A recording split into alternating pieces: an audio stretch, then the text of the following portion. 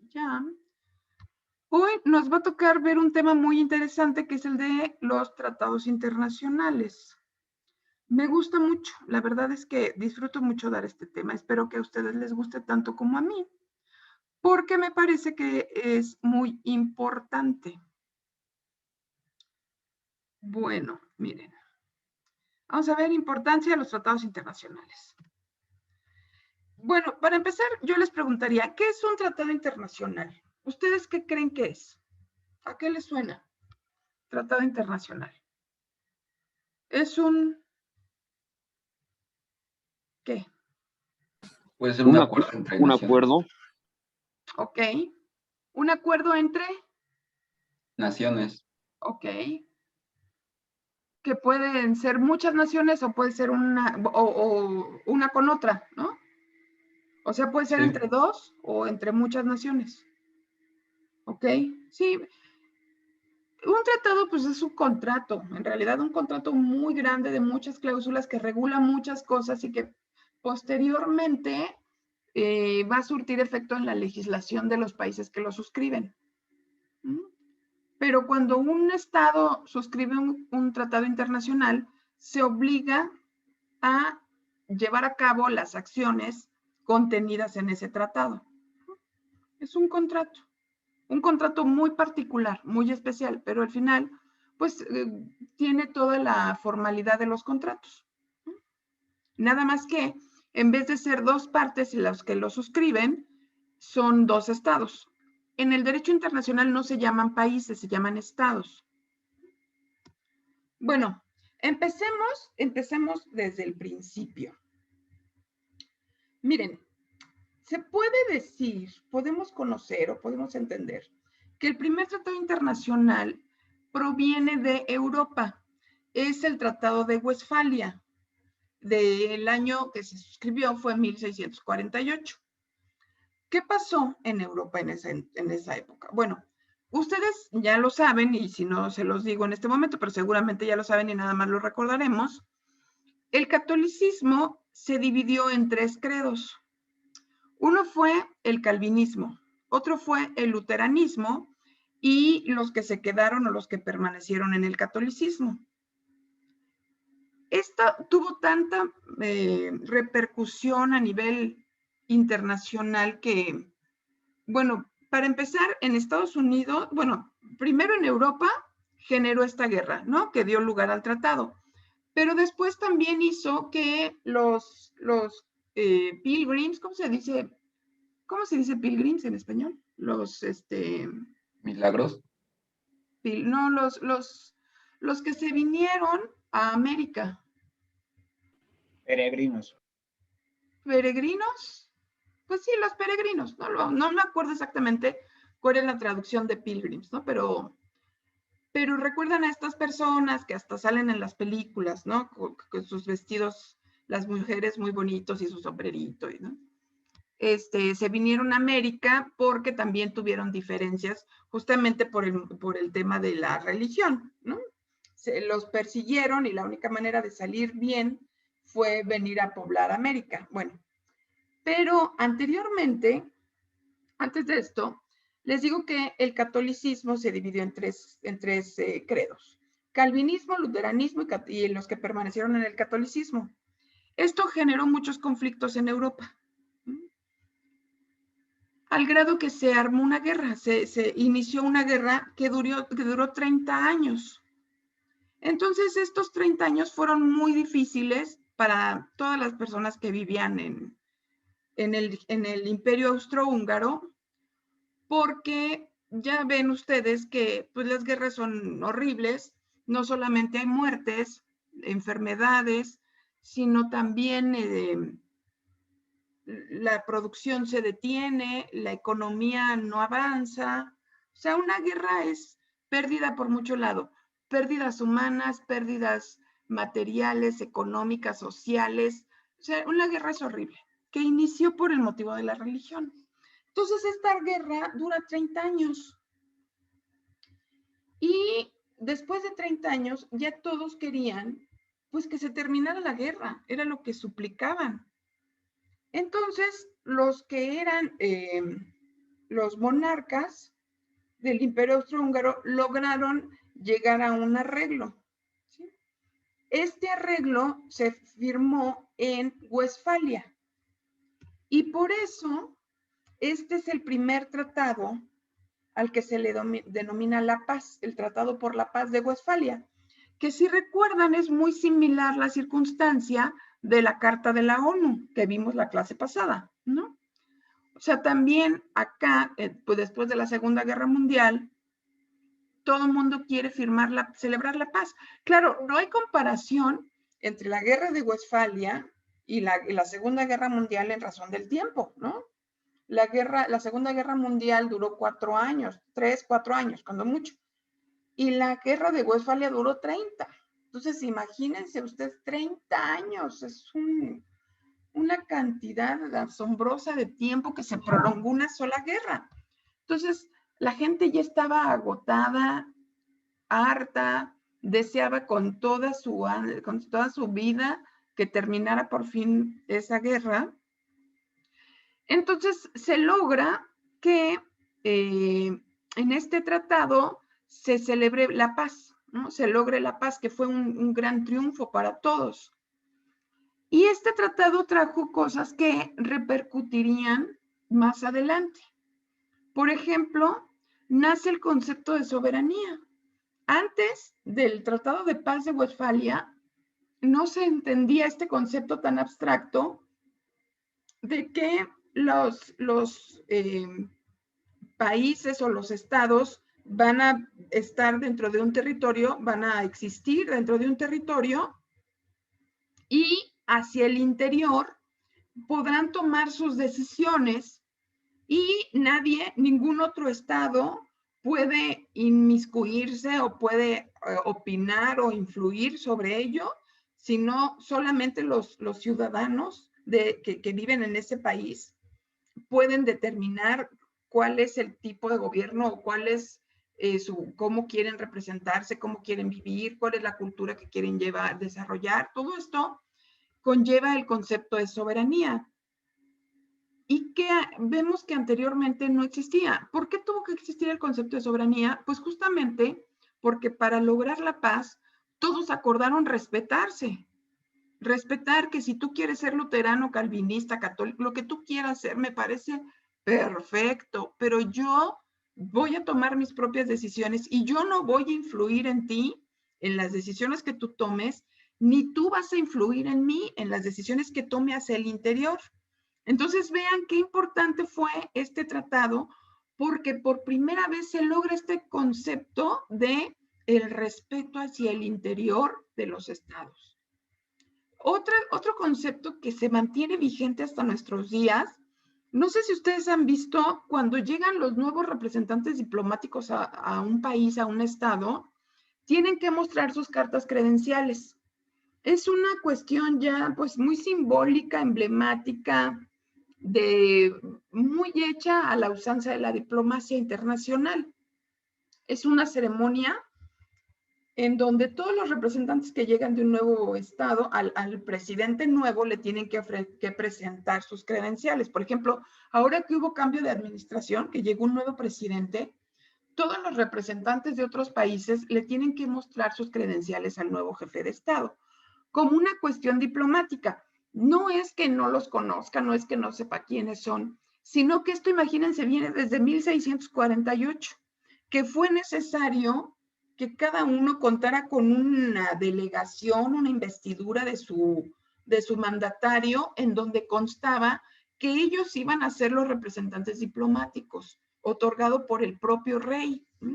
Y se lo tenía que mostrar al otro rey para que entendiera que efectivamente él era su representante diplomático. Y finalmente, otro concepto que permanece, o bueno, otra costumbre que permaneció desde la paz desde el Tratado de Paz de Westfalia, es que el idioma francés se estableció como el idioma oficial de las relaciones internacionales. Si bien es cierto que el inglés es el idioma internacional de los negocios, para la diplomacia lo es el francés. Es como el equivalente. Sería muy complicado que alguien fuera representante diplomático y que no hablara en francés o que no tuviera una traducción al francés, porque desde los tratados de paz de Westfalia se acordó, se combinó de que el idioma oficial iba a ser el francés. ¿Dudas? ¿Comentarios? ¿Se entendió? Sí, maestra. Sí, el Tratado de Paz de Westfalia. Por eso es que, imagínense, desde 1648 que se firmó, hasta nuestros días lo seguimos estudiando, ¿no? Porque fue el primer tratado internacional que nace con esta idea de decidir por la paz, ¿no? De que todos estaban ya hartos de la guerra y lo único que quieren es la paz.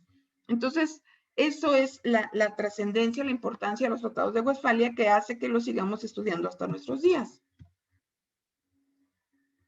Luego, otro tratado muy importante también, pero bueno, ya viene 200 años después, es el Convenio de Berna.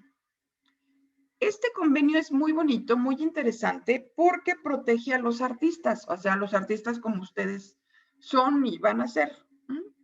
Este es el tratado internacional al que más van a tener que poner atención, porque es el que les va a otorgar más derechos al exterior, ¿no? En el extranjero. Este convenio de Berna, fíjense que inició, ya ven Víctor Hugo, el que escribe Nuestra Señora de, bueno, La Señora de París y Los Miserables, ¿no? Él era un activista político, tenía ideas muy adelantadas. Entonces, él se dio cuenta que a los artistas no les daban el reconocimiento que merecían. ¿Por qué? Porque todo el dinero que ganaban se lo llevaban los dueños de los periódicos. Y ustedes dirán, ¿qué relación hay entre los artistas y los periódicos? Bueno, anteriormente, en 1800, no toda la gente sabía leer y escribir. No existían las imprentas como hoy existen. Solamente algunos, pues, tenían acceso a la educación. Acuérdense que tampoco existían las escuelas públicas ni las universidades públicas, mucho menos. Entonces, solamente la gente que tenía cierto poder adquisitivo, cierto poder económico, podía acceder a las universidades o podía tener acceso a la educación y saber leer y escribir. Eso hacía que los periódicos publicaran lo que hoy entendemos como libros, ¿no? En ese momento, los autores escribían los libros por entregas semanales a los periódicos y los periódicos imprimían esas entregas y los vendían. Entonces, para empezar, no había libros porque no había tanta gente que los comprara, ¿no? No todo el mundo tenía dinero para comprar libros. Luego no había imprentas suficientes. Es decir, en ese momento, toda la literatura se desarrollaba a través de los periódicos. Entonces había mucha expectación de la gente que leía los periódicos para que llegara el nuevo artículo, ¿no? O digamos el nuevo capítulo, más bien. Tenía que llegar por entregas. Entonces todo el mundo ya estaba a la expectativa de que tenía que llegar la siguiente entrega y compraban rápido los periódicos. Cuando había un buen libro, la gente compraba los periódicos para saber qué capítulo continuaba. Entonces, a los dueños de los periódicos, pues les resultaba muy buen negocio, ¿no? Tener buenos escritores que desarrollaran estas historias a través de sus periódicos.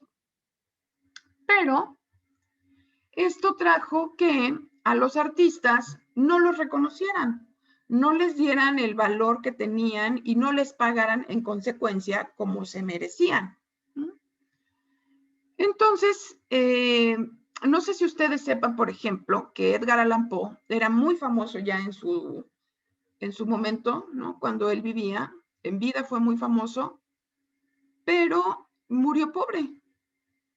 O sea, uno dice, ¿cómo va a ser que Edgar Allan Poe murió pobre? Pues sí, ¿por qué? Porque él no sabía, bueno, ni podía ni sabía negociar, ¿no?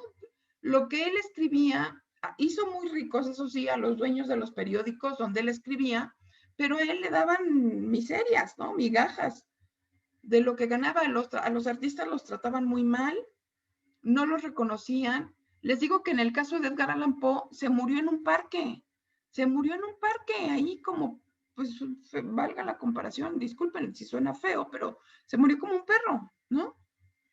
Edgar Allan Poe, cuando de repente ya no lo vieron en su casa, fueron a buscarlo a la fosa común y pues se dieron cuenta que sí, que se había muerto en un parque y lo habían enterrado, y al flaquito con esas características era él, ¿no? Entonces, cuando los artistas como Honorato de Balzac, como Víctor Hugo, Eugenio Sue, se dieron cuenta del abuso tan grande que existía en contra de los artistas y en favor de los dueños de los periódicos, dijeron, oiga, no, o sea, tenemos que organizarnos, tenemos que hacer un mecanismo, tenemos que crear un mecanismo, un contrato, tenemos que hacer algo para que a nosotros nos reconozcan por nuestras obras y nos paguen de acuerdo a lo que vale nuestro trabajo intelectual, ¿no? Porque esa es otra situación, o sea, mucha gente cree que porque los artistas no trabajan, pues no se les debe de pagar, ¿no? O sea, no hacen un trabajo físico, pero los artistas realizan o desarrollan un trabajo intelectual. Entonces, no le puedes pagar igual que una persona que trabaja en un horario de 8 horas que a un artista, porque las ganancias del artista superan, digo, si es una buena obra, superan por mucho las ganancias que te puede traer un trabajador que trabaja 8 horas para ti, ¿no? Entonces, todo esto, pues les digo que Víctor Hugo era una persona que vivía acorde a su momento y tal vez un poco más adelantado a su época, y se dio cuenta de todos estos abusos y convocó a otros artistas para que desarrollaran un mecanismo en el que a los artistas, en los que les reconocieran por el valor de sus obras y los dueños de los periódicos no se hicieran ricos y a ellos les dieran lo que quisieran. Y por eso se celebra lo que después se denominó el Convenio de Berna, que protege a los autores, ¿no? Al derecho de autor. Este convenio también fue muy importante y trajo muchas novedades al derecho internacional porque considera 3 principios que permanecieron para siempre en todos los demás tratados internacionales. ¿Cuáles son estos 3 principios? El trato nacional, la protección automática y la independencia de la protección. ¿Qué significa eso? Bueno, el trato nacional en los tratados significa que los estados que lo celebran no pueden discriminar a las personas que gozan de sus beneficios. Por ejemplo, nosotros tenemos un tratado celebrado por Estados Unidos, ¿sí? Entonces, eso significa que las leyes que hay en Estados Unidos nos deben de beneficiar a nosotros como si fuéramos nacionales de allá. Es decir, por ejemplo, el tratado del TEMEC regula mercancías y servicios, ¿no? Entonces, conforme al trato nacional, las mercancías y servicios de México deben de estar reguladas de la misma forma que las de Estados Unidos y Canadá. No pueden decirte, por ejemplo, en el caso de las mercancías, ¿no? Si Estados Unidos nos envía dátiles, ¿no? ¿Cómo se llaman estos los rojitos? Los que parecen como uvitas bien ricos, arándanos, ¿no? Si Estados Unidos nos envía arándanos, nosotros en el súper no podemos decir arándanos mexicanos y arándanos de Estados Unidos. Eso no lo podemos hacer. O sea, bajo el tratado bajo el principio de trato nacional, nuestras mercancías deben estar expuestas al mismo rango que las de otros estados que celebraron contratos internacionales en materia de comercio con México, ¿sí?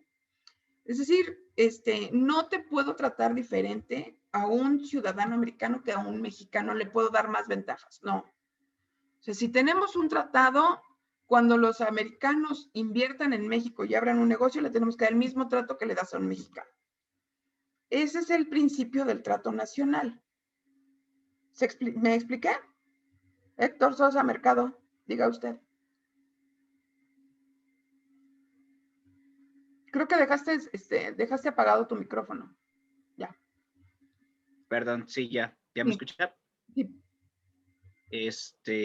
Entonces, bueno, supongo que pues estas son las formalidades, pero Sí. ¿por qué sí hay una preferencia en ciertos productos ya en facto? O sea, por ejemplo, digamos, algo muy tonto, ¿no? Los aguacates.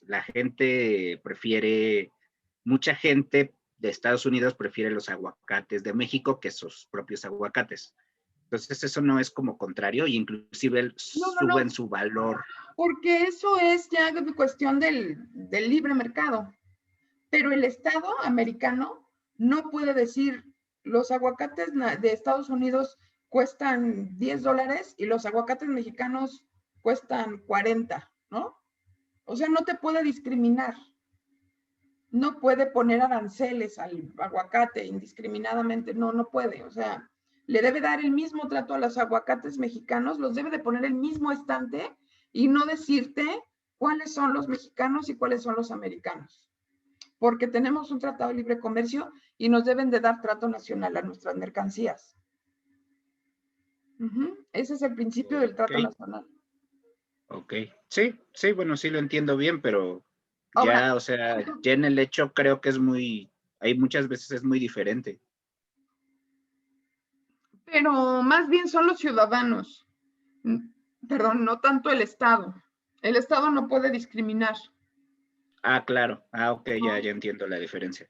Sí. Porque inclusive hay una cosa muy curiosa que, Ajá. no sé, allá también existe marinela, y por sus regulaciones de la FDA, todos los panes de marinela ya no tienen tanta azúcar como acá, ni la Coca-Cola.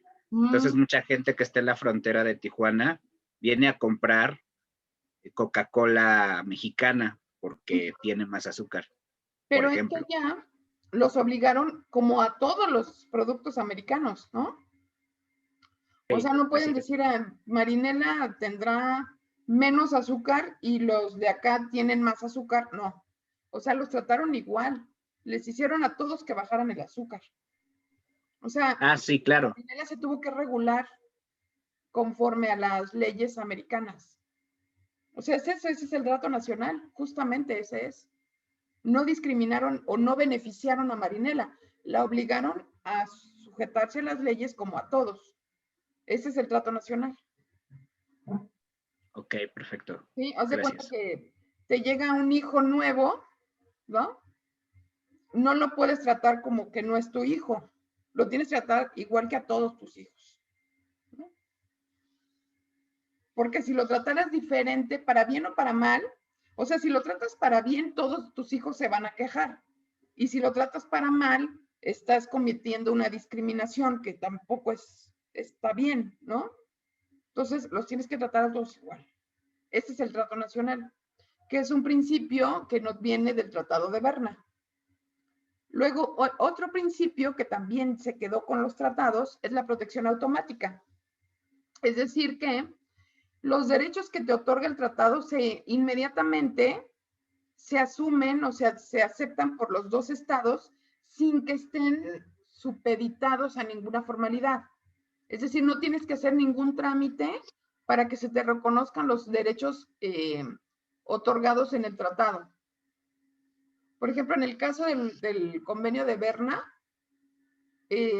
tú inmediatamente que suscribes una obra y que te adhieres al tratado, bueno, México está adherido al tratado, ¿no? Entonces ustedes en el momento en que registran su obra ante México, como México está afiliado, digamos, o adherido a ese tratado, ustedes inmediatamente tienen toda la protección de todos los estados que suscribieron el tratado.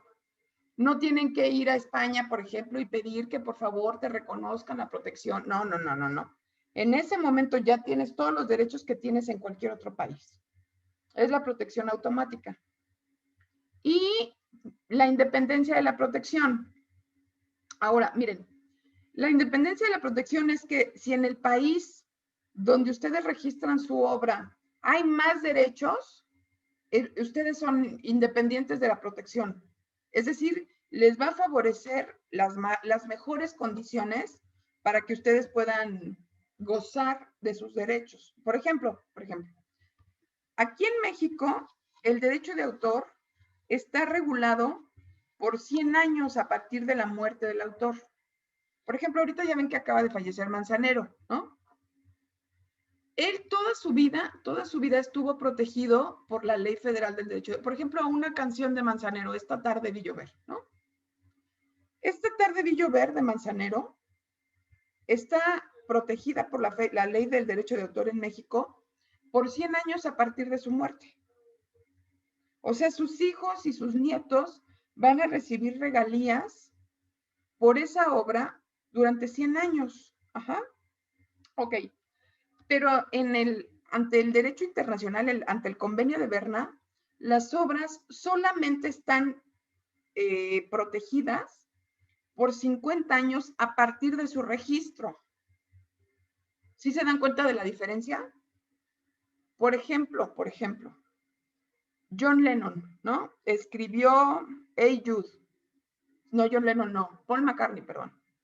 Paul McCartney escribió Hey Jude. A partir de que la registró, 50 años estuvo protegida por el tratado, por el convenio, y recibió todas las regalías, ¿sí? De esa canción. A los 50 años, ya lo que reciba se va al dominio público. O sea, se va al gobierno de Inglaterra. ¿Sí me explico? Entonces, la independencia de la protección es que si Paul McCartney viene a México y canta Hey Jude, como aquí está protegido 100 años después de su muerte, con independencia de la protección que tenga en el tratado internacional, aquí en México puede cobrar por esa canción. Si la toca en México y la canta en México, él va a gozar de los beneficios de la protección por la independencia. ¿Sí me expliqué? ¿O tienen algún... Eso precisamente le iba a preguntar, que qué pasaba si acá sacaba una recopilación su disquera en México. Tiene más, todavía está protegido. Sí, en México son muchísimo más benéficos los derechos de autor que los que están establecidos en el tratado. Entonces, por la independencia de la protección, aquí las regalías de una obra se cobran 100 años después de la muerte del autor. O sea, toda tu vida vas a tener registrada y ganando regalías de tu obra, ¿no? Pero aparte de que del año de que te mueres, 100 años más, tus hijos o tus herederos van a estar cobrando por tu obra. Ajá. Entonces aquí sí se ve muy claramente cuál es la independencia de la protección, ¿no? O sea, si a ti te conviene más, pues tienes independencia de la protección. O sea, por ejemplo, aquí en México, por supuesto, que les cuesta mucho más, les genera muchas más ventajas estar protegidos por las leyes de México, con independencia de la protección del tratado. Entonces, los autores, pues les conviene mucho más la protección, o sea, la independencia de la protección, porque de acuerdo al estado en donde tú registras tu obra, puedes determinar cuál protección te conviene más, si la del estado o la del tratado. Esa es la independencia de la protección. ¿Sí? ¿Dudas? ¿Nadie?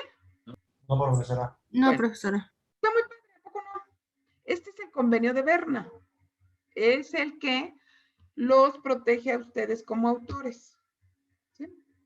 Bueno, ahora nos vamos al convenio de París, que es el de la propiedad industrial.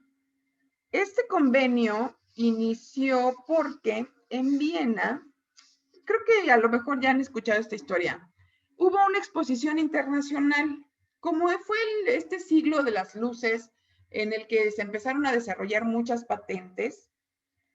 Entonces, en Viena decidieron hacer una exposición para que los inventores llevaran sus inventos, ¿no? Y esto propiciara, pues, ¿cómo podríamos llamarle? La inspiración para para otros inventores, para que se conocieran y para que hubiese un mayor desarrollo, ¿no? Tecnológico. Pero para su sorpresa, ningún ¿cómo se llama? Ningún expositor asistió. ¿Por qué? Se preguntaron, o sea, ¿qué hicimos mal? ¿Por qué nadie vino? Bueno, pues simplemente porque todos temían que sus inventos fueran imitados por la propia industria austriaca. O sea, decían a mí que me asegura, o quién me asegura que si yo llevo mi invento, tú no me lo vas a copiar, ¿no? Ok, porque decían, pues yo lo puedo registrar la patente en mi país, pero si llego a tu país, Austria, pues nada me asegura que tú no me vas a copiar mi invento y que por eso estás haciendo una exposición, ¿no? Entonces ahí, bueno, pues los inventores dijeron, pues la tecnología no va a desarrollar si continuamos así. Entonces tenemos que crear un mecanismo para que nosotros podamos registrar nuestros inventos en cualquier parte del mundo y estemos protegidos y no tengamos miedo a viajar, ¿no? Y a comentar nuestros desarrollos, nuestros inventos, nuestras ideas. Y por eso se crea el Convenio de París. Ahora dicen, ¿por qué si todo sucedió en Viena? ¿Por qué se denomina Convenio de París? Porque fue la ciudad que adoptó el convenio y se firmó en Francia, no, perdón, en París, sí, en la capital de Francia. Por eso, aunque todo sucedió en Viena, el convenio finalmente se denomina de París. ¿Sí? ¿Comentarios, dudas, aportaciones culturales? ¿Nadie? Bueno, sigamos. Bueno, ya después de esta introducción, podemos llegar a los tratados en nuestro país, ¿no? Aquí los tratados se regulan a través de la Ley sobre la celebración de tratados, así se denomina. Y el artículo 2 de esta ley señala que tratado es el convenio regido por el derecho internacional público, celebrado por escrito, entre el gobierno de los estados mexicanos y uno o varios sujetos del derecho internacional público, ya sea que para su aplicación requiera o no la celebración de acuerdos en materias específicas. Ahora, esto es muy importante. Cualquiera que sea su denominación. ¿Por qué es importante eso? Porque no todos los tratados se llaman tratados, ¿sí? Por ejemplo, el Convenio de París es un tratado, pero se llama convenio. El Convenio de Berna, bueno, sí, también es un tratado y se llama convenio. Luego, recuerdan también que en la ONU el tratado internacional se llama la Carta, pero es un tratado internacional. El TEMEC sí se llama tratado, ¿no? Tratado México, Estados Unidos, Canadá, ¿no? TEMEC. Pero no es necesario, o sea, la legislación reconoce que no es necesario que se denomine tratado, mediante el cual los Estados Unidos mexicanos asumen compromisos. ¿Dudas? ¿Comentarios? ¿Nadie? ¿Sí se entiende? Que no, o sea, porque luego puede surgir la pregunta, bueno, ¿por qué se llama la Carta de la ONU si es un tratado internacional? ¿Por qué no se llama Tratado de la Carta? No, pues así le pusieron. ¿Por qué se llama la Carta? Así le quisieron poner cuando firmaron, ¿no? Para su creación. Lo mismo el Convenio de París, los convenios de tratados, a veces, por ejemplo, el de las marcas, el que regula las marcas se llama protocolo. ¿Qué pasó, Fer? Cuéntame. Justo eso le iba a preguntar, que quién define el nombre entre, o sea, entre los dos que hacen el tratado o... Exacto. Pues más, mira, no siempre son dos. Por ejemplo, la Carta de la ONU, recuerdo que eran 51 países, ¿no? Las que inicialmente lo firmaron. Entonces ahí determinaron, no sé cómo, ponerle la carta. ¿No? Y ok. como condición que la celebraban los amigos de la paz, ¿no? Como primer requisito tenías que ser amigo de la paz. El TEMEC, pues sí se Sí. llama tratado.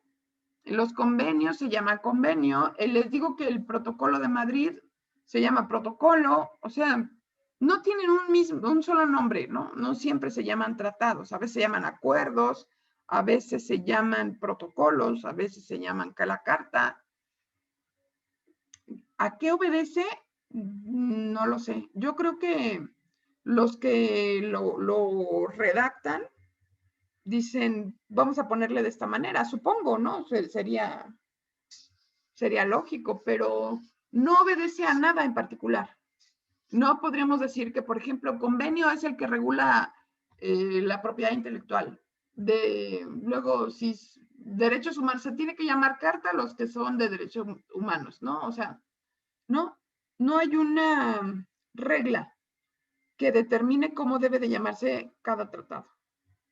Cada tratado se llama diferente. ¿Sí? ¿Dudas? ¿Alguien más? Ok, gracias, profesora. Gracias a ti, mi cielo. ¿Alguien más? ¿Comentarios? ¿Aportaciones? ¿No? Bueno.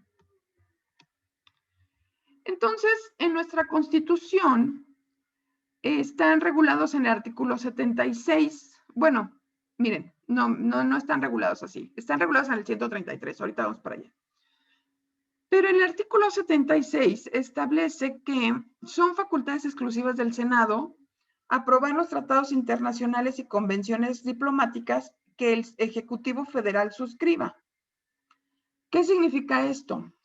Miren, el presidente firma el tratado, suscribe, pero lo tiene que aprobar el Senado de la República. ¿Sí? O sea, lo firma el presidente para que se pueda publicar en el Diario Oficial de la Federación y sea una ley en nuestro país, se reconozca como ley. Todos los tratados primero se firman, o sea, se suscribe por el Ejecutivo, que es el presidente, y se aprueba por el Senado. Si no sigue ese orden, no puede ser considerado un tratado internacional. Entonces, se suscribe por el presidente o por el Ejecutivo, se aprueba por el Senado y una vez que es aprobado por el Senado, se manda para ser publicado en el Diario Oficial de la Federación. Y cuando se publica, ya es oficial. México ya suscribió ese tratado. ¿Sí me entendieron todos? ¿Me expliqué bien? ¿Dudas? Sí. ¿Nadie? ¿Sí está clarito? Que todos los convenios, que todos los tratados internacionales se firman por el Ejecutivo, se aprueban por el Senado y se publican en el Diario Oficial de la Federación. Ok. Y finalmente, bueno, este es el artículo 133 constitucional, que si alguien me ayuda, ¿quién me quiere ayudar a leerlo?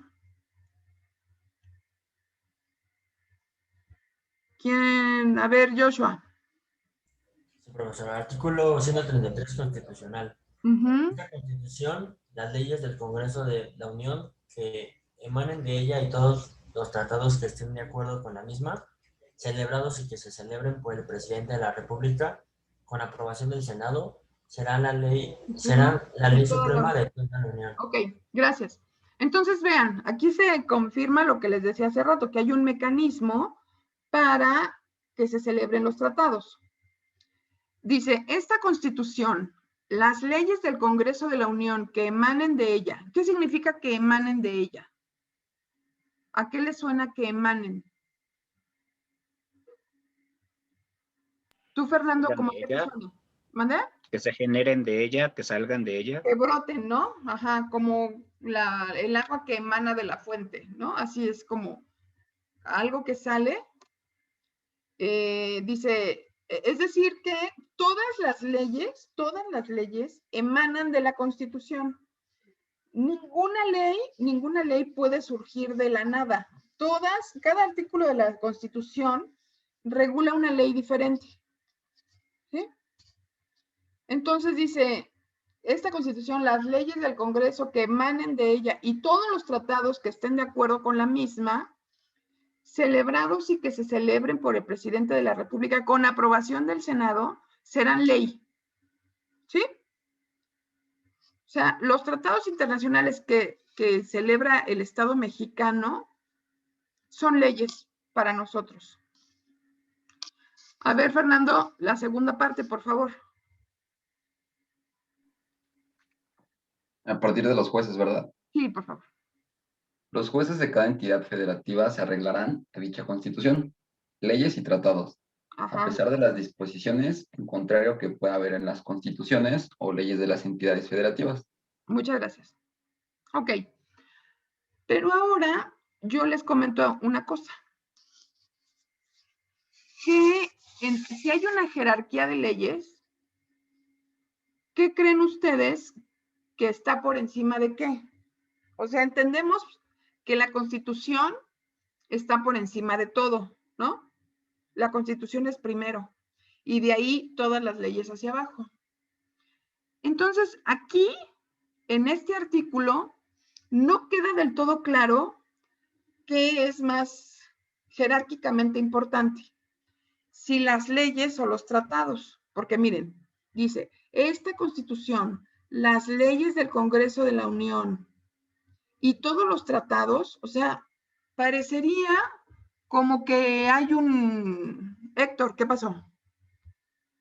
¿No quedan al nivel de ley federal? Pero, ¿cuáles son más importantes, las leyes o los tratados?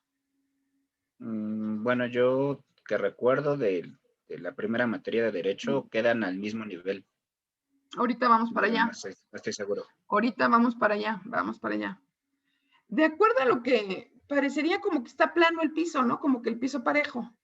O sea, como que está la Constitución y las leyes y los tratados están iguales, ¿no?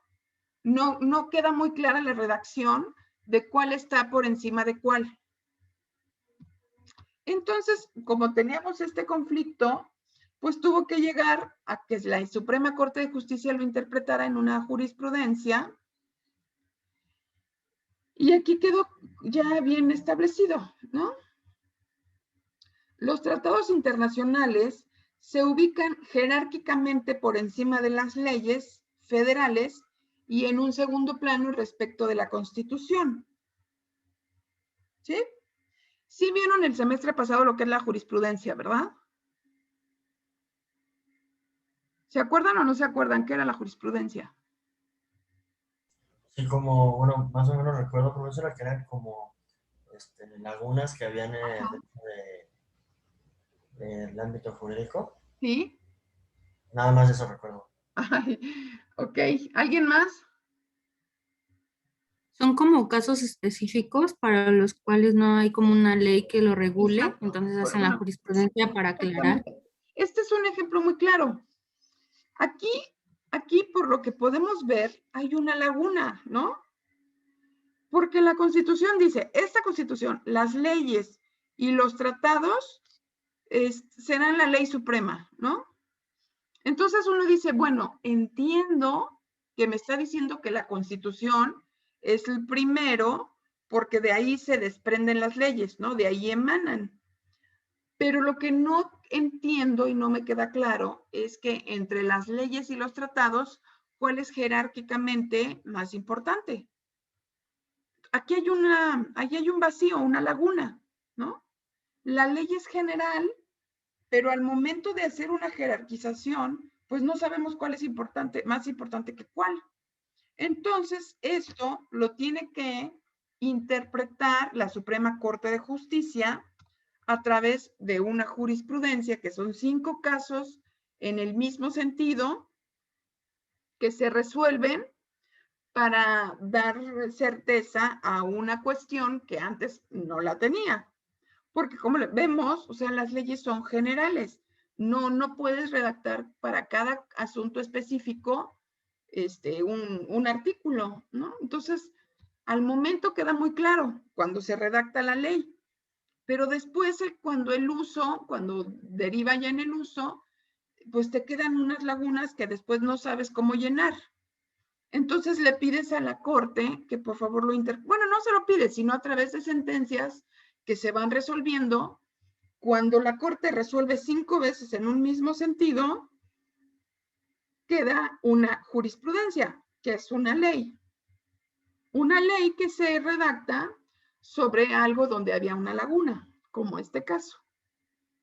Entonces dice, tratados internacionales se ubican jerárquicamente por encima de las leyes y en un segundo plano respecto de la Constitución. Es decir, que son como un sándwich, ¿no?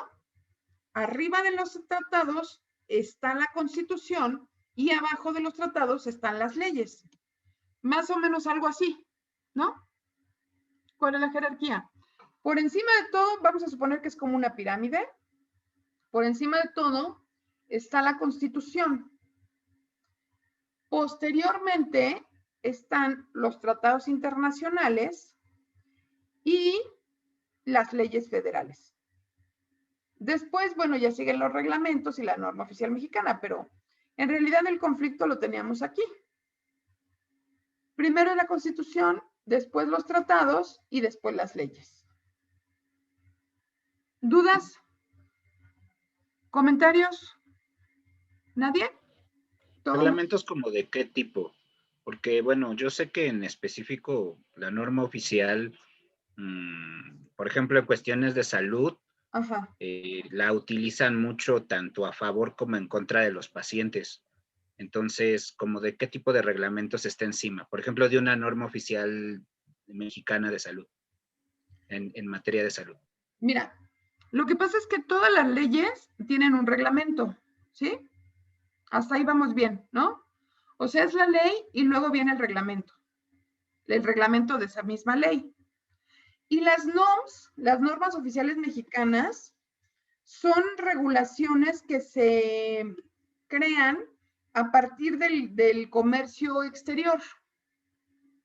Por ejemplo, tú fabricas, dime algo que tú fabriques. Tequila, ¿te late? Tú produces tequila, ¿sí?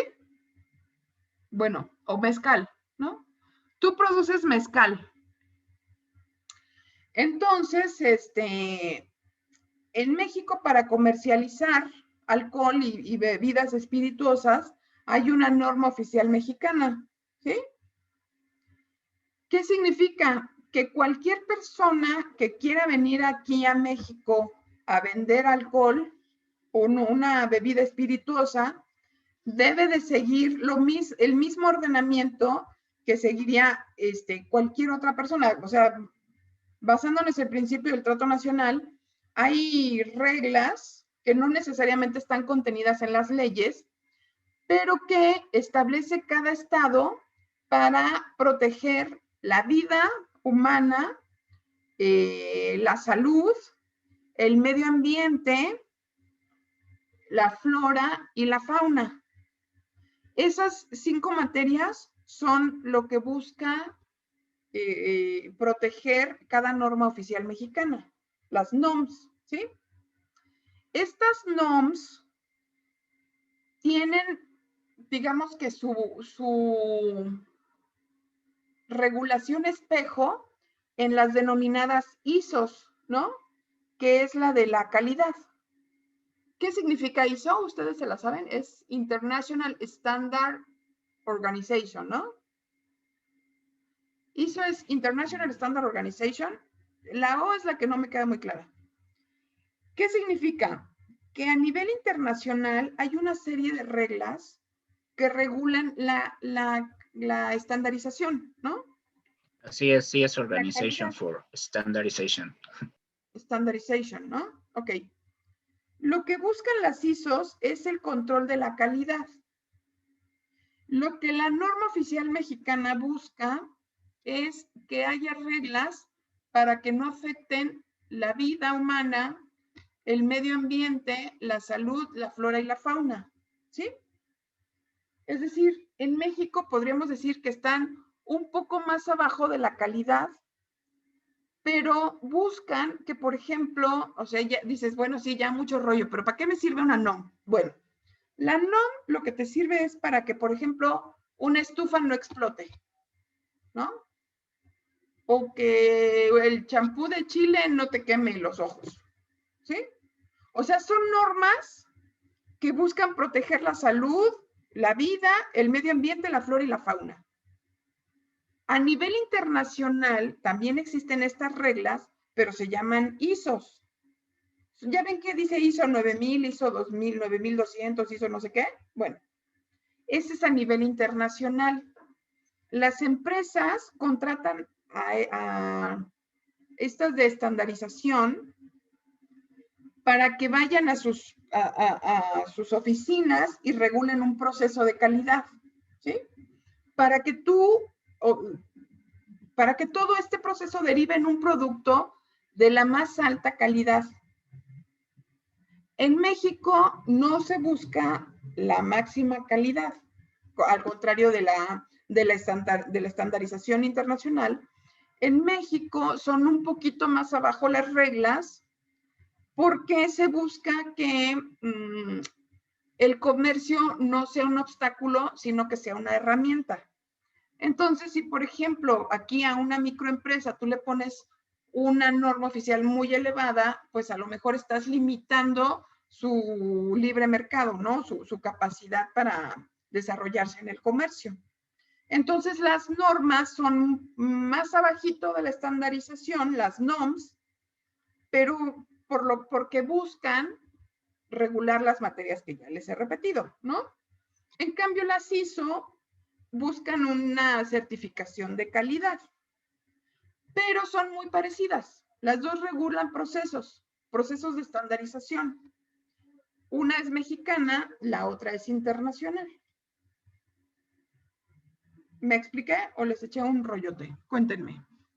Cuéntenme qué opinan. No, sí, está bien. Bueno, yo quedé conforme. ¿Sí?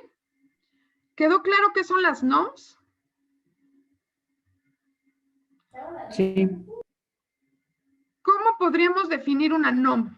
Es una regulación interna que certifica un control de calidad. ¿Calidad? Sí, ¿no? Un control de calidad. O sea, la NOM busca que por ejemplo, la medicina no caduque en menos de 2 años, ¿no? Por decir algo. O que el mezcal que vas a vender, pues no deje ciega a la gente, ¿no? La NOM. O sea, eso es lo que busca, lo que regula. Que la estufa no te explote. ¿Sí? Que cubra una serie de requisitos que hagan que proteja la vida, la salud, el medio ambiente, la flora y la fauna, ¿no? Como ya se los he repetido mucho. Eso es lo que buscan las normas oficiales mexicanas. ¿Dudas? ¿Comentarios? ¿Aportaciones? ¿Nadie? Bueno. No. Ok, nos pasamos.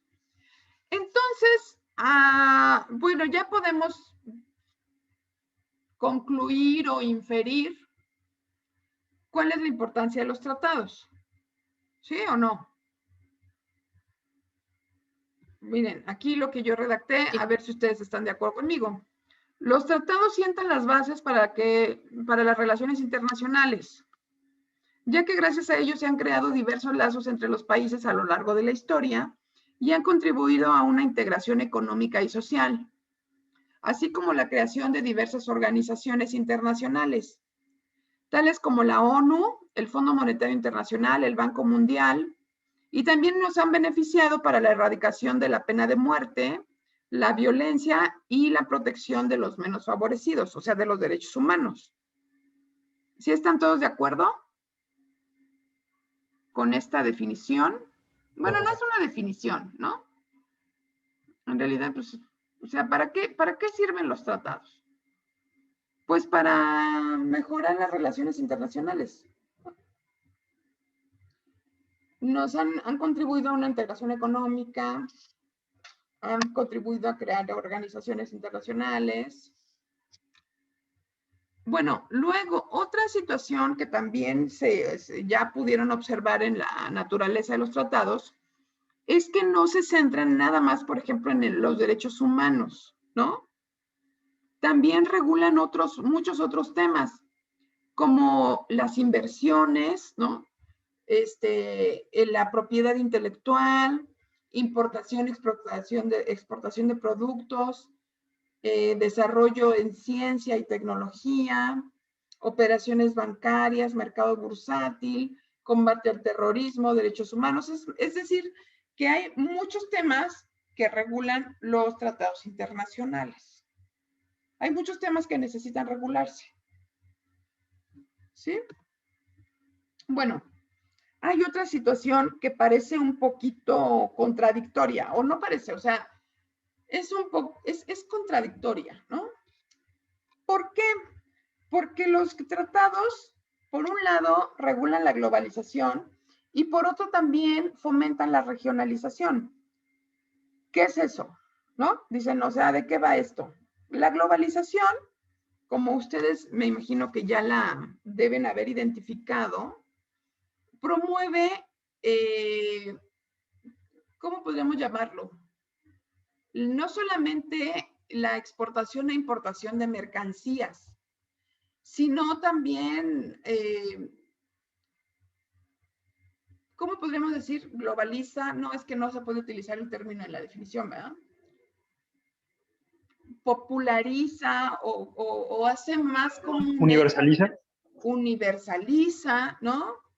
La moda, la economía, la cultura, el entretenimiento. Es decir, no podríamos centrar solamente la globalización a la importación y exportación de mercancías, ¿no? Sino que poco a poco, debido a este libre comercio, muchas otras cosas se van internacionalizando. Por ejemplo, nosotros vamos y compramos ropa. ¿En dónde? Díganme una tienda donde compramos ropa. Donde ustedes podrían ir y comprar ropa. American Eagle. ¿American qué? Bueno, no me la pongan tan difícil. ¿Les gusta H&M, no? ¿O Zara? ¿Sí? ¿Les late? En la ropa de paca. No. Ropa de una marca donde pues Adidas, ¿no? Vamos a suponer Adidas. Bueno. Nike, ok. Ustedes van a Nike de México o Adidas de México y van a comprar exactamente la misma ropa que podrían comprar en Tokio, que podrían comprar en la India, que podrían comprar en Nueva York. ¿Qué pasó, Fer? ¿Qué significa ese tachecito? ¿Que no estás de acuerdo? ¿Nada? Bueno. O sea, la globalización, vamos mucho más allá que el comercio de mercancías y servicios. Es como una corriente que permea a todo el mundo y todos vestimos igual, comemos las mismas cosas, por ejemplo, McDonald's, ¿no? Todos hemos ido a McDonald's, todos hemos tomado Coca-Cola, ¿qué más? ¿Qué más? Pues todos hemos usado a lo mejor unos tenis Adidas, ¿no? O sea, la globalización hace que los seres humanos de todo el mundo vistamos igual, pensemos igual, comamos lo mismo, ¿no? ¿Sí? ¿Me explico? Ok, esa es la globalización. Es un fenómeno que se ha simplificado gracias a los tratados internacionales. ¿Sí? Ok, esa es globalización. Ahora, ¿cuál es el regionalismo? Bueno, también gracias a los tratados internacionales se ha fomentado que haya ubicaciones geográficas que fomenten el desarrollo de su economía por encima, o sea, dicen, vamos a fortalecer nuestra economía por encima de las demás. Ese es el regionalismo. El ejemplo más claro del regionalismo es la Unión Europea, porque ellos a través de los tratados internacionales han logrado un mercado único, una moneda única, las personas que viven dentro de la Unión Europea pueden trabajar en cualquier lugar que pertenezca a la Unión Europea, en cualquier estado, cualquier país, ¿sí? Es decir, si tú eres de Grecia o de Turquía y perteneces, o sea, a esos países que pertenecen a la Unión Europea, te puedes ir a trabajar a Alemania o a, ¿qué otro país? No sé, a cualquiera de la Unión Europea, ¿sí? Ya Inglaterra, pues ya no, porque ya se salieron. Pero esto también es una consecuencia de que se está fomentando los regionalismos. Es decir, que Inglaterra ya no quiso seguir perteneciendo porque quieren mantenerse dentro de su región. Y lo mismo la Unión Europea se ha fortalecido mucho porque son países que están geográficamente unidos y procuran el crecimiento económico primero de ellos. Por ejemplo, ahorita también con el tema de las vacunas, no están dejando salir las vacunas que se producen dentro de la Unión Europea. O sea, ellos dicen primero nosotros y luego el mundo. Primero nos vamos a vacunar nosotros y ya una vez que estemos todos vacunados, las vamos a comercializar, pero ahorita no. ¿Sí? Entonces, ¿qué pasó, Joshua? Pues creo que en ese aspecto, profesora, lo ven, bueno, yo lo veo bien, que Sí. por ejemplo lo que se está haciendo en México, que el presidente sale a decir que dejemos que los países pobres adquieran las vacunas antes que México, pues, bueno, yo en lo personal no estoy de acuerdo. Ok. ¿Está bien? Lo que sucede también es que el presidente bueno, ya ven que hasta le dijo a la ONU que es un florero, ¿no? Porque él dice que, pues él está en contra de que la Unión Europea centralice todas las vacunas y que Estados Unidos centralice las vacunas o sea, él dice que es una posición muy egoísta, que primero se vacunen ellos y luego le den las vacunas al mundo, ¿no? ¿Por qué? Porque a los países pobres los están excluyendo. Entonces, mira, ¿para qué creamos la ONU? ¿Para qué creo? O sea, ya lo vimos la clase pasada, ¿no? ¿Cuál es el propósito de la ONU? ¿Quién se acuerda? Yo recuerdo que era para tranquilizar las tensiones en todos los países. O sea, ¿para qué? ¿Cómo se llamó eso? ¿Para ser amigos de la? Fernanda.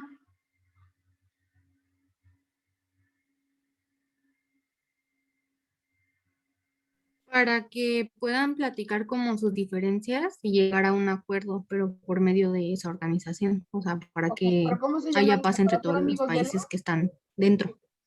Sí. Sí, o sea, lo que se busca con estos organismos internacionales es la paz, ¿no? Lo que se buscaba, acuérdense, el primer tratado internacional se celebró para la paz. Lo que más quiere el mundo es la paz, ¿no? Y eso implica, pues también renunciar a muchas cosas. Es como la libertad, ¿no? Cuando hablábamos parece una contradicción que para ser libre debes obedecer las reglas, porque si empiezas a romper las reglas y a sobrepasar el derecho de los otros, pues inmediatamente vas a tener problemas, porque los otros van a querer recomponer, ¿no? esa violación y pues va a surgir un problema inmediatamente. Entonces, la única manera de ser, digamos, libres es a través de respetar las reglas.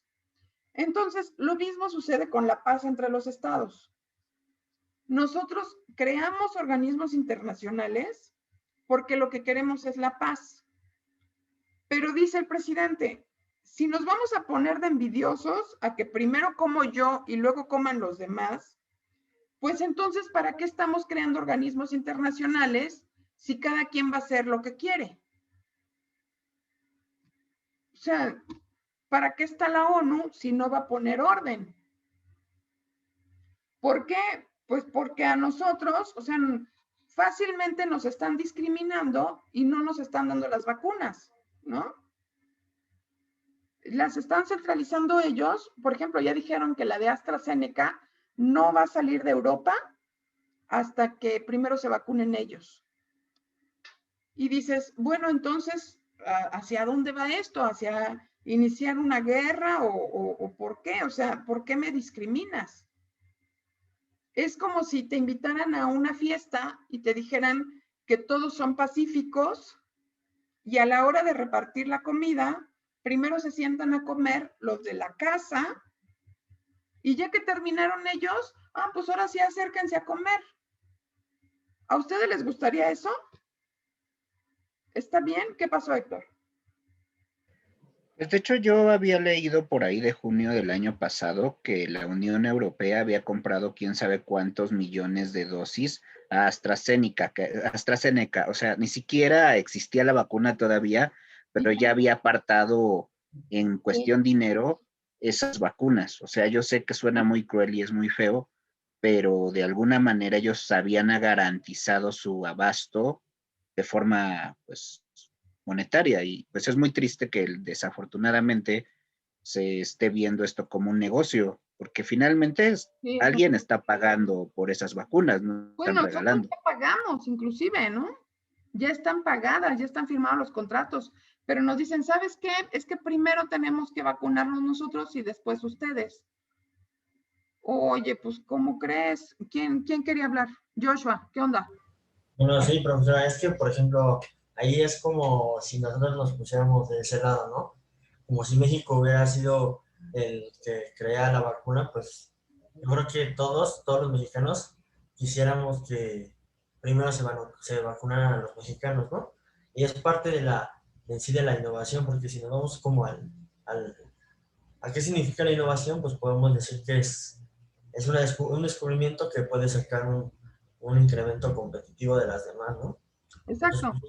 No, pero mira, exacto, lo que tú dices es correcto, ¿no? O sea, yo puedo querer, o sea, si yo hago mi fiesta, primero como yo, ¿no? Pero entonces, ¿para qué está un organismo? ¿Para qué reconocemos una autoridad? Si a la hora de la hora cada quien va a hacer lo que quiere. O sea, la Unión Europea puede decir lo que ellos quieran, pero entonces, ¿para qué está la ONU? Si no les va a ordenar que repartan las vacunas, que es lo que dice el presidente, ¿no? Entonces, aquí se nos revirtió, porque Andrés Manuel compró una cantidad de vacunas y le dijeron, bueno, pues así como tú estás pidiendo vacunas para los demás, pues ahora te toca repartir de las tuyas, ¿no? Te toca poner el ejemplo. Y el que dijo, pues no puedo estar predicando con sombrero ajeno, pues lo tengo que aplicar primero yo para poner la muestra de que sí se puede hacer. Y efectivamente, o sea, hubo varios nacionales que dijeron, oye, no manches, primero estás repartiendo las vacunas y luego estás pensando en nosotros, ¿no? Pero es justamente esta jugada que él está proponiendo. O sea, repartan las vacunas para que nos vacunemos todos. Entonces, si tú estás predicando, pues tienes que predicar con el ejemplo, porque si imagínate, si nos llegan a nosotros 20 millones de vacunas y primero se le aplicas a todos los mexicanos y luego les das a los de allá abajo, a los de Centroamérica, van a decir, pues, ¿qué hubo? ¿No que tú andas pidiendo que vacunas para todos? Pues órale, empiece usted. Fue lo que le hizo pues la OMS, ¿no? Nos obligó, no nos obligó, pero pues nos pidió que repartiéramos las vacunas, así como andábamos predicando, ¿no? Entonces Andrés Manuel dijo, pues ya ven cómo sí se puede, ya ven cómo sí se puede repartir y de todas maneras todos tenemos. Pues esa más o menos fue la jugada, ¿no? Ahora, ¿estuvo bien, estuvo mal? Pues es que tiene distintas análisis y puntos de vista, ¿no? O sea, si lo ves a nivel internacional, pues le puso la muestra a los europeos, porque serán muy evolucionados y muy avanzados, pero no reparten las vacunas. Y estuvo mal porque pues aquellos están haciendo eso, pues nosotros también debimos hacerlo, ¿no? O sea, depende de qué lado lo mires. ¿Qué pasó, Héctor? Pues yo creo es su misma posición política. Pues él quiere más acercarse hacia socialismo, toda esta parte, entonces creo que él hablaba por ese lado. Y pues Yo no estoy tan de acuerdo. Creo que, por ejemplo, si la Unión Europea las compró, tenía la capacidad económica de hacerlo, pues sí está muy feo, pero pues sí creo que ellos tienen hasta cierto punto cierto derecho y también de tomar su decisión. Porque pues él, por mucho que hable, porque Andrés Manuel hable, él no los va a hacer cambiar de decisión. Por eso, pero a ver, entonces, ¿para qué tenemos la ONU? Ese es no es lo que haga la Unión Europea. O sea, la Unión Europea es como si te digo que yo te invito a mi fiesta y primero me siento yo a comer con mi familia y luego ya a mis invitados, ahora sí, siéntense a comer. Pues sí, ya sé que yo estoy en mi casa, ¿no? Pero entonces, ¿para qué estamos reconociendo que hay un organismo internacional que pone orden? Es lo que dice Andrés Manuel. Oye, ONU, pues pon orden, porque los de la Unión Europea se están quedando con todo.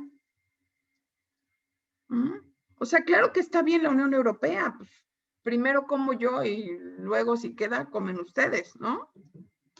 Pero aquí el problema es pues, que tenemos un organismo internacional que no está funcionando. Ese es el punto. Pues es que creo que nunca ha funcionado bien desde raíz, pero en fin. Pues entonces, ¿para qué lo tenemos? Así es. Que trabaje, ¿no? Que trabaje, que haga su labor, no que se quede viendo a ver cómo se reparten las vacunas, cómo están de acuerdo los otros en repartirse las vacunas. Y luego le dijeron a él, bueno, pues a ver, tú pon el ejemplo y repártelas. Y pues con todo el dolor de corazón, ¿verdad? Dijo, pues sí, ni modo, pues si yo ando predicando, pues tengo que poner el ejemplo. Bueno, entonces, ¿queda claro qué es globalización y qué es regionalismo? Sí, profesora. ¿Sí? ¿Dudas? ¿Nadie? Bueno. Y bueno, y finalmente, en México destaca pues, el tratado de, ¿cómo se llama? El Tratado México, Estados Unidos, Canadá, ¿no? El TEMEC, que contempla una gran variedad de temas como comercio electrónico, competitividad, energía, inversiones.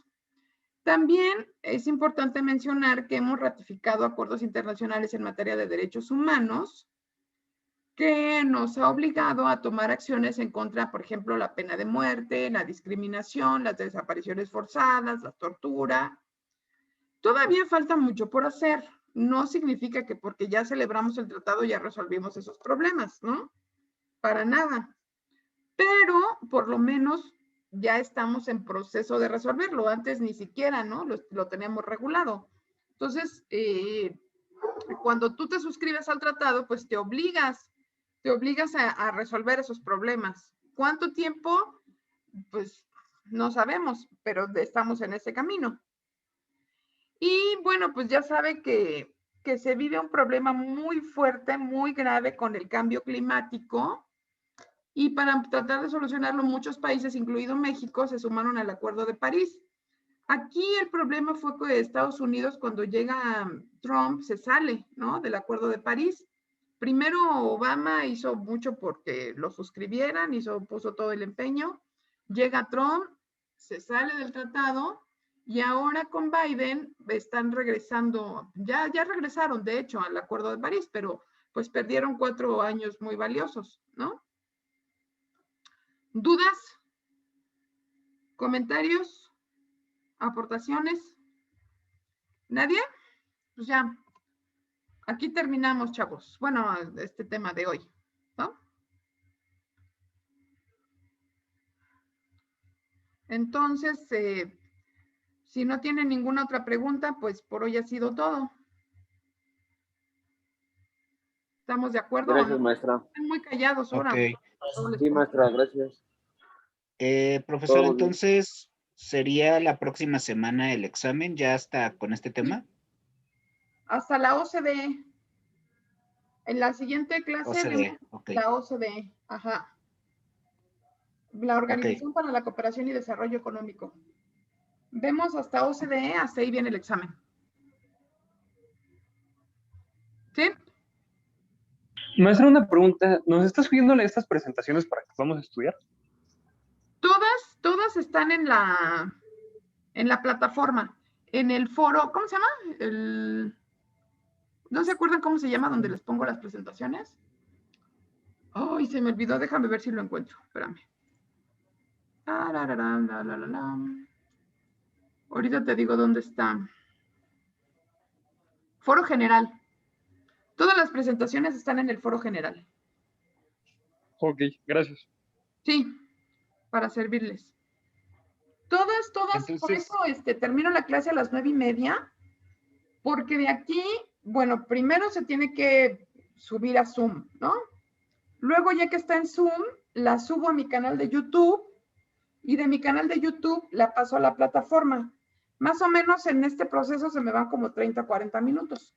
Por eso las clases las cerramos a las 9:30, para que yo más o menos a las 10:30 ya apague mi computadora.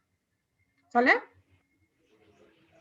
Bueno. Ok, y entonces entrando a la clase, iniciamos con el examen. No. Y ya después nos vemos para terminar, ¿o cómo? No. Ay, ya no sé cómo abrir esto. Dejar de compartir. Ya. Ese día, el próximo martes, yo subo el examen a la, ¿cómo se llama? A las 8.